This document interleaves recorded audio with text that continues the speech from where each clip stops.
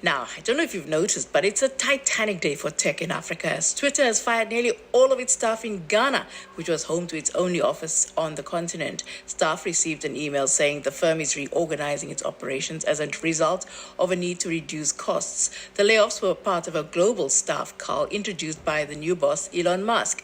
And today, the Meta, the parent company of Facebook, Instagram, and WhatsApp, also announced that it was laying off 11,000 employees globally, and they blamed overexpansion. The Twitter's office in Ghana was open to some fanfare last year, with the company saying it wanted to be more immersed in African conversations. Well, we're going to have a conversation about that.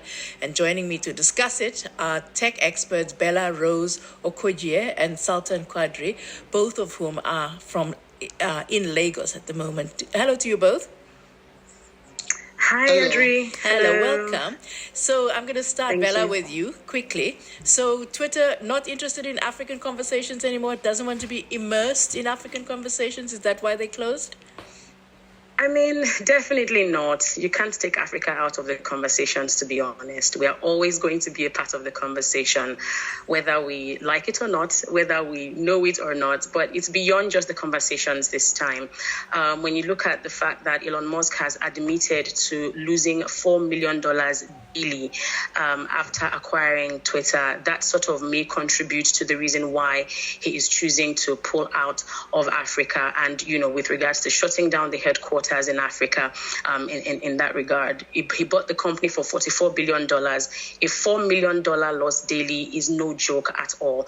And while that is very unexciting news, it's something that I guess would happen to cut costs and make some money for the company. But Sultan, why close the Ghana headquarters? It's the only office that Twitter has on the continent. Why that? Could it have an impact on the West African economy or the tech ecosystem there?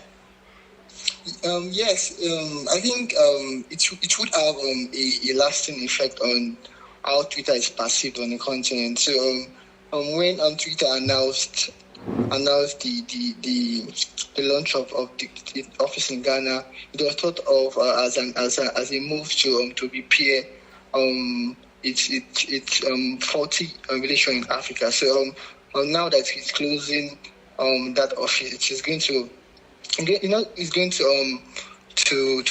cause a negative reaction from government and tech pros on the continent. So it's going to tell on how Twitter is perceived on the continent generally. But what about the people on Twitter? Do they care whether there's an office in Ghana or not? I think it's a matter of representation because before the office was launched, Twitter was already in Africa and people were using it.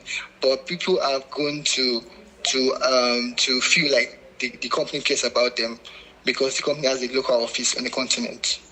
Do you agree, Rose? Bella Rose, because I was thinking that governments might, but the Nigerian government, for instance, had issues with Twitter. So they might be thinking, well, you can go. We don't care. Well, while that may be the perception, right, that the government may not care, I believe that when a big tech company like Twitter chooses to have its headquarters in whatever African country, it's a win for all. So shutting down the company headquarters in Ghana will, make Africans feel like this is not the most exciting news. We felt like we meant something to Twitter, right, for them to bring their African headquarters to Africa, even though it is not in Nigeria. But then again, when you think about it very deeply, while, Quadri has mentioned the perception that Twitter users will have, in a sense, it's a business decision.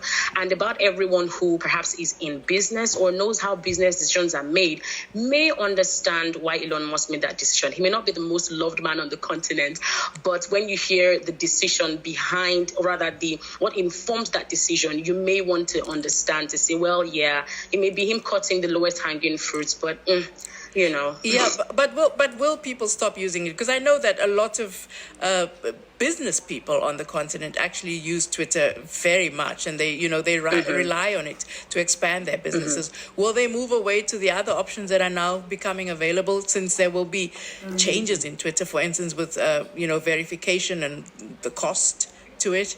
That may be a bit too soon to tell. There are lots of conversations happening around that decision that Elon Musk is about to take. Whether people are going to leave en masse, I'm not 100% sure. People love Twitter. Twitter is a good product, if we want to be honest. It's a good product.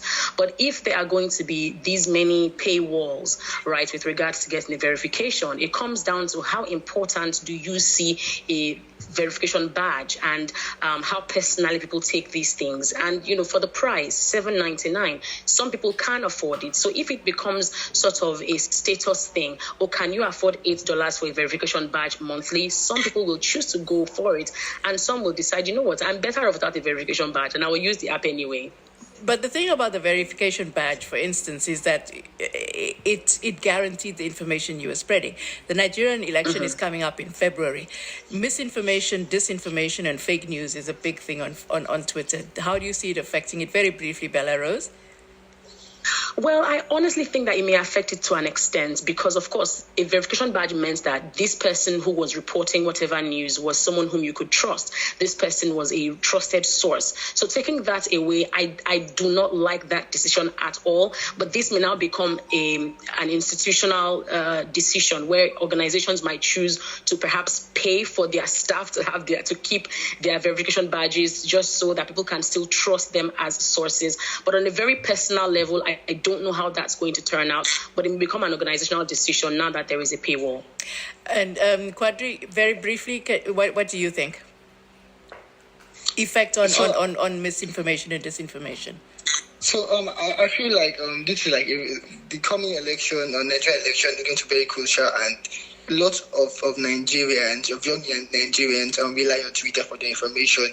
And as many know already, the EndSARS, the last 2 years EndSARS protest in Nigeria was organized on Twitter. So and these same youthful Nigerians are trying to enforce a change of government and trying to make the choices known. And Twitter is going to be very important for that. So in the coming elections, these young Nigerians that want to secure their future in the country, they would rely on Twitter's ability to curtail bad actors and protect the content on the